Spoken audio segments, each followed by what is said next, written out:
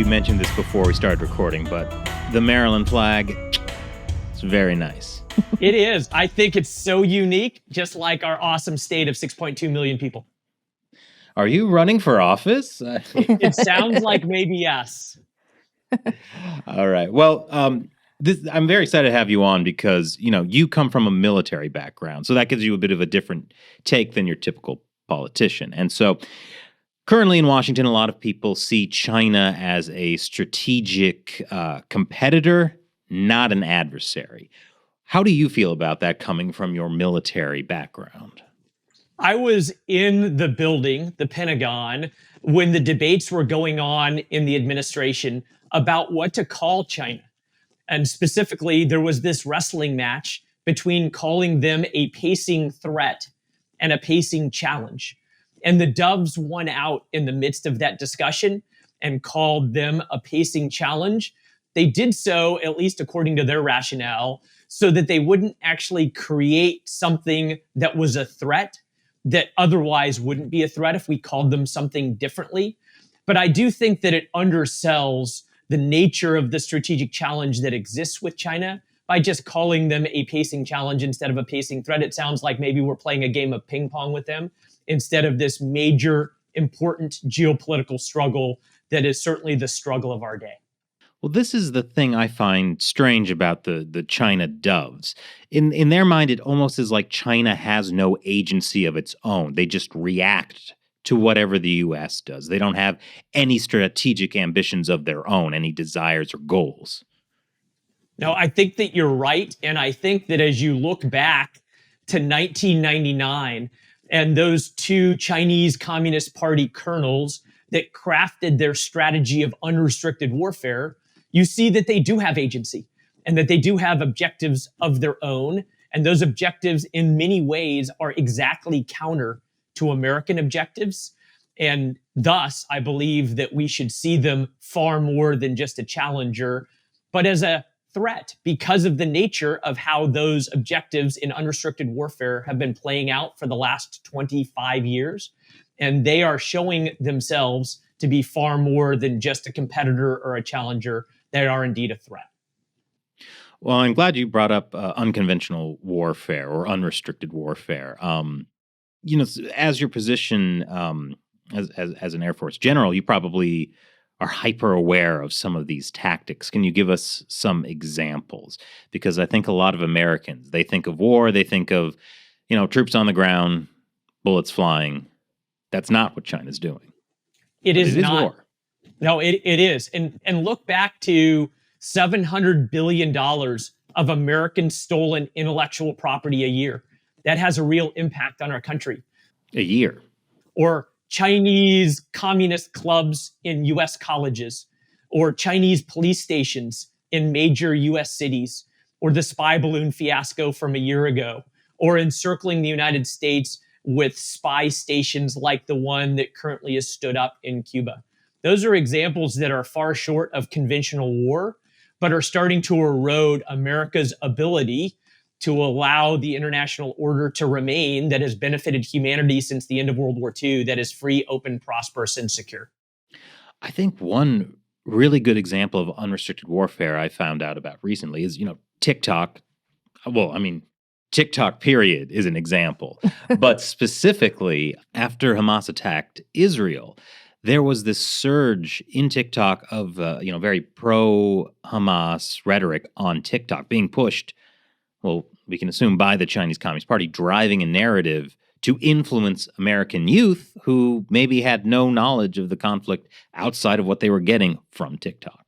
You're spot on. That's a great example about how that information component of warfare that's a part of unrestricted warfare is starting to change American attitudes or perceptions that ultimately could change the strategic abilities of the United States to counter this threat from China. And certainly the Chinese Communist Party use of TikTok or other informational warfare elements is a great example of what is meant by unrestricted warfare. And it's not just against Americans, but against the West. And it's also going on there in the Western Pacific day by day also. General, I wanted to go back to something that you said earlier about being in the Pentagon when they were debating between the idea of a pacing challenge versus a pacing threat. I find that interesting because I think when we think about China and the attitude towards the Chinese Communist Party, often we think of the State Department trying to, as diplomats, trying to really soften the U.S. approach toward the Chinese Communist Party. So it's interesting to hear you talking about this debate also taking place within the Pentagon, thinking about the Department of Defense maybe being more aware of the military implications. So I know you're retired now, but from what you can see, do you think that the Pentagon has a realistic idea of what the Chinese Communist Party is actually doing in the world? I think they certainly have all of the information necessary to characterize the Chinese Communist Party appropriately. My concern is that the whole of government strategy driven by the national security strategy and the Biden administration is being very intentional about soft selling the real nature of the threat. Certainly, as you look at the intelligence reports, or as you consider the military instrument of power and the decisions that have to be made in shifting our focus to the Western Pacific, and this Pacific pivot that was started to talk about in 2012, I think, that we've never actually see come to fruition, we realize that the Chinese Communist Party is flexing their muscles, especially in the areas of the South China Sea and the Western Pacific, in a threatening type of way.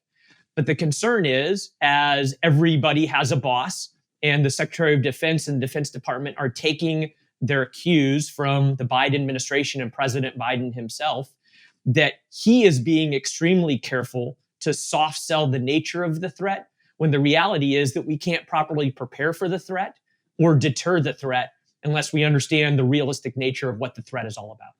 Right. So a lot of people then in the administration are concerned about angering China. And you see this headline in the media as well, such and such angers China.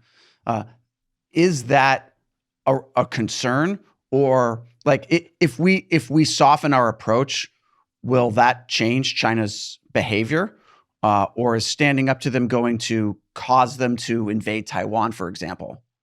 My characterization of the Biden administration for the last 3 years is that every decision they make against a major competitor is shaped by this desire about concern of escalation.